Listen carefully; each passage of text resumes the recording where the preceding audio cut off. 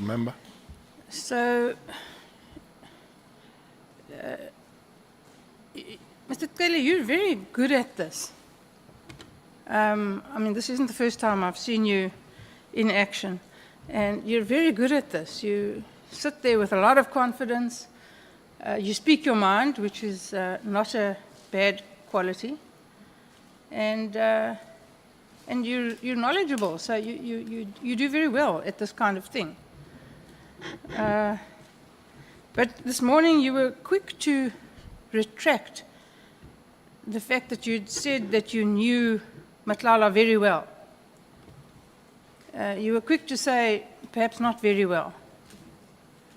So I'd like to explore with you why you initially said very well, because you're a seasoned campaigner, you're no child, you've been around the block, and you're an experienced human being as well as an experienced in the security cluster. So why would you have said, I know him very well, when now you say you don't know him so very well? Well, in reflection, honourable member, is that it could not be that a person that you know 3-4 months would know that person very well. There are quite few things that can make you know you very well. Firstly, is time. That makes you very well. Secondly, is my extra association with you. For instance, knowing your family, knowing where you live, knowing how you live, taking drinks together and all that, how if you have taken the drink, you behave and all that kind of thing. If it's only I've met you in a form of a semi-work, maybe meeting, maybe in a hotel, maybe in the particular room, then it cannot be very well. So it's on reflection and on, again, tapping on the understanding that human beings do make mistakes. But the real matter is that when you realize that that has happened, is to say, yes, I made a mistake, very well is a mistake. Fair enough. Human beings do make mistakes. But I find it a little hard to believe that when you met him, as you say, for the first time in December, that prior to that you didn't know about him. Did you know about him without having met him? I did explain that it would take about 2 weeks that I've known when I read the story about Tembisa and him getting the contract of the police. Before that, I didn't know him. Nothing at all? Not zero. You never heard of him? Zero. Okay. So would it surprise you to know that he has quite a record, a criminal record? Well, not necessarily a criminal record, but a history of brushing with the police, and not in the positive sense. With all the evidence I have read, it's about a number 18 with withdrawals, with acquittals and all that. Yes. I've seen, and that's why at one statement that I've made that I wonder how he flew below the radar for me when it comes to that situation. Yes, well, I'm wondering the same thing. Do you have an explanation? The crux of the matter that I didn't know about him. Honourable member, maybe again without being arrogant, we'll know about many things, but there are many things that we wouldn't know about it. One person that I didn't know about it, but seems to be big in the crime world is Mdluli himself. He looks big when you hear who he is. He has been in London with a fraudulent documents, arrested in London. You must be big to be arrested in London for South Africa. But I didn't know anything about him too. Okay. And having read about Matlala's involvement at the Tembisa Hospital tender, and knowing what we know about the facts surrounding Tembisa Hospital, and you still felt comfortable staying in his flat? You mean then or after I've had that information? After you read it? No, definitely. the ideas and behavior that I had then is different, is definitely different from my attitude and my behavior towards him now. Okay, so would you go and stay in one of his properties now? No. No. Okay. So he's not your friend, Finish and Klaar? He has never been a friend. Oh, okay.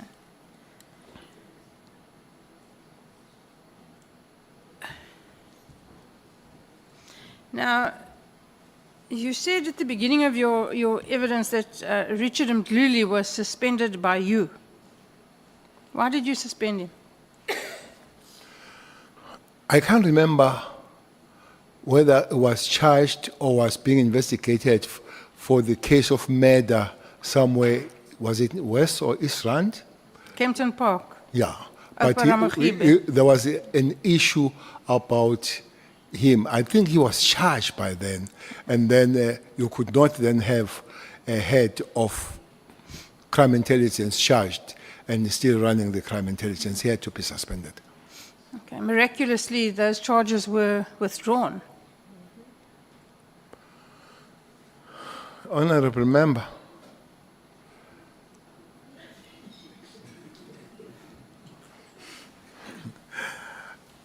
I really don't know. You know, police have been suffering. Police have been suffering because your world prosecution, you have been doing things and flying below the radar. I think the latest suspension, if in your world, in Gauteng, is a big one. Yes. Is a big one. Oh, yes, certainly. And rather late than never. And it's not new. And it's not new. The information that is suspended about and all the kind of stuff. So you sit here, since I've been in this environment, you sit here that police, you have done the good job. I wonder what happens to the next segment. You see here in Western Cape, police were very frustrated about Tembe matter. They believe that they had a case. They were told more than many times to go dot the I's and cross the T's. They did that more than many times. And they went back and somebody said, you go and do this. So whoever was doing that today, they believe that there was a protection of somebody by the prosecution.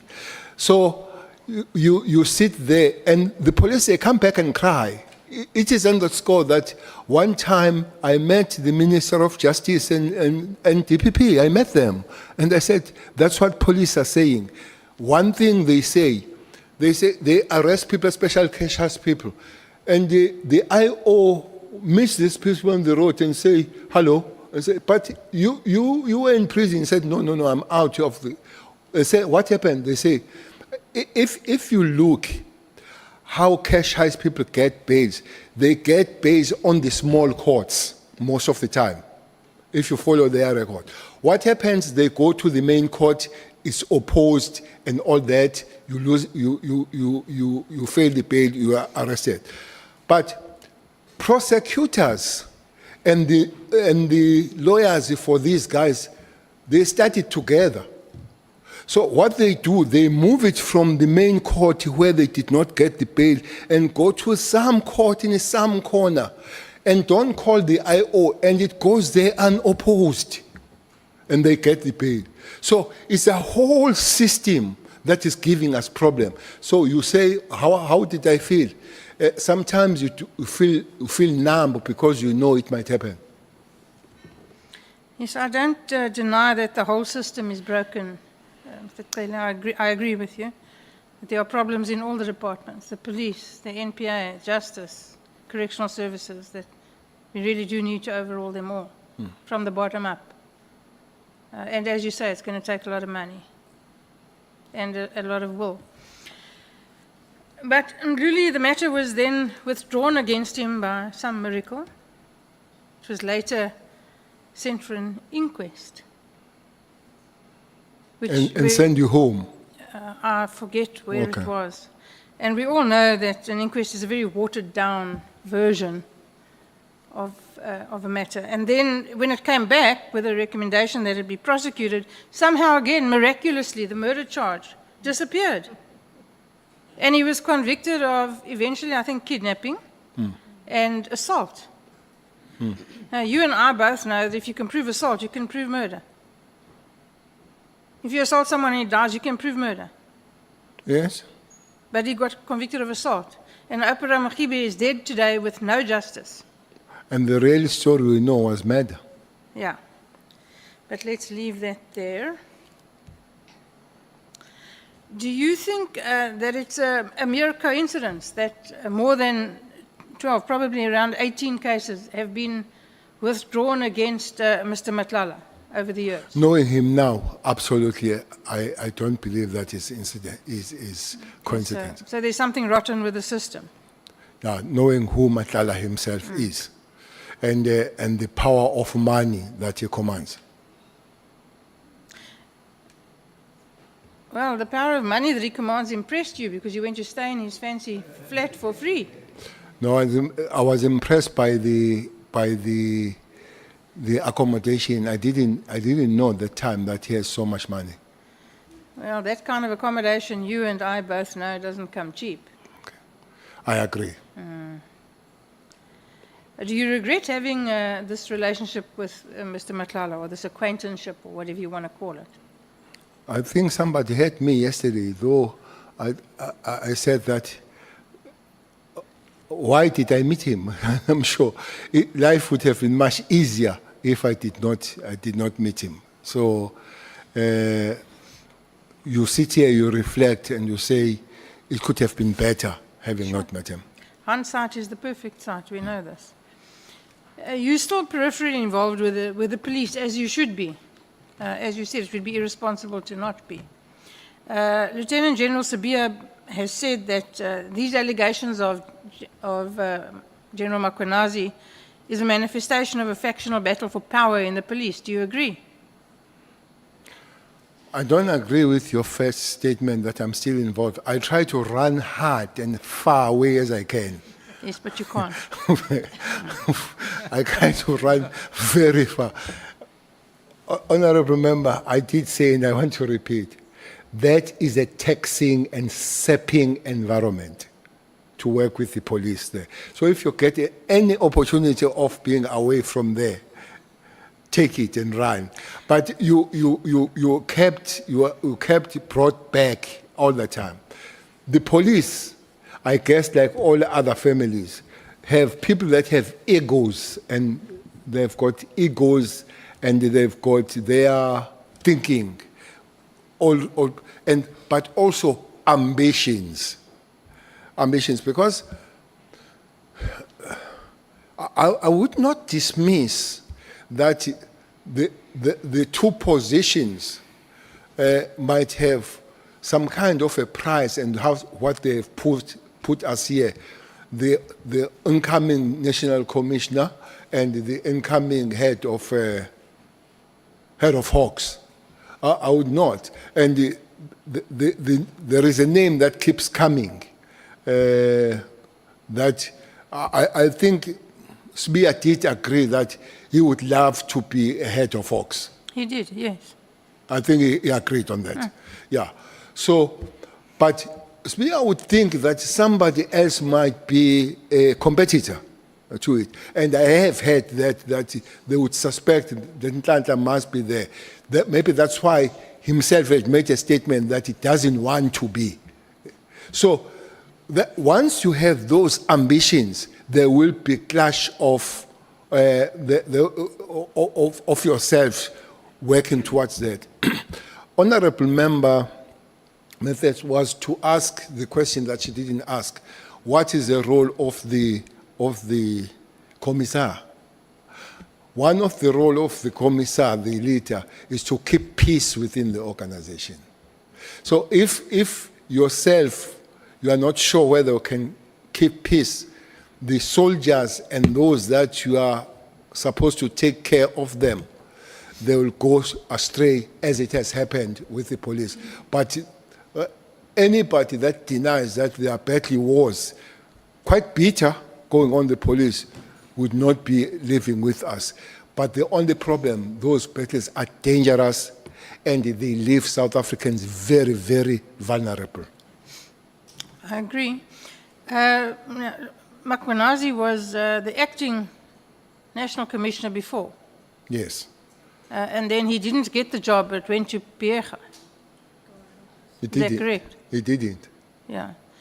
I'm sure that he would like that job now.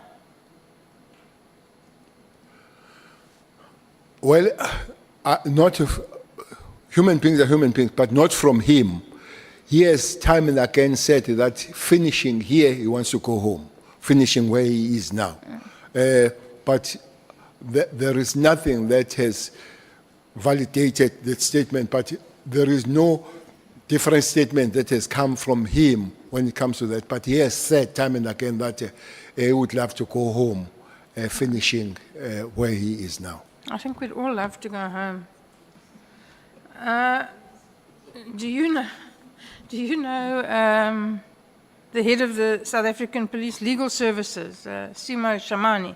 Very well. Very well. That one is very well. That one's very well. You sure? Sure. Double sure. Very well. Okay. Was this a regular appointment or was it a job for a pal? Maybe let's start. Who appointed him? I don't know. You tell me. Maybe I'll repeat, and I'll expect that by now, most of us will know that National Commissioner appoints. Okay. So do you think the appointment was a regular appointment or was it a job for a pal? Simo Shamani was certainly not the most experienced person in the group that was available for that job. I think he's an advocate. Yes, he is an There are advocate. many people here who are advocates too, and they've never practiced law, so it doesn't mean a thing. No, he did practice. He did practice. Before he joined the government, he had a practice as an advocate. So I think in terms of skills, he would qualify, and the education and all that. So what I could question and I do not know will be a process, him going there. But that is underqualified. I would not agree with it. Okay. It is said, and that's the best I can do, it is said that Shamani is your bag man. Do you have any comment about that? Bank? Bag man. What is a bagman? A bag man is a person... What they A call... bagman is a person who collects or delivers illicit payments, often for organized crime, corrupt officials, or political campaigns. That is going too far. Whoever gave you that statement. But you can deny it. But I'm prefacing it to say whoever said so is very malicious, and that doesn't come close to whatever that person is saying. Okay, that's fine. You can just deny it. I'm happy with it. It's absolutely not there. Thank you. Thank you, Mr. Chair. I am done.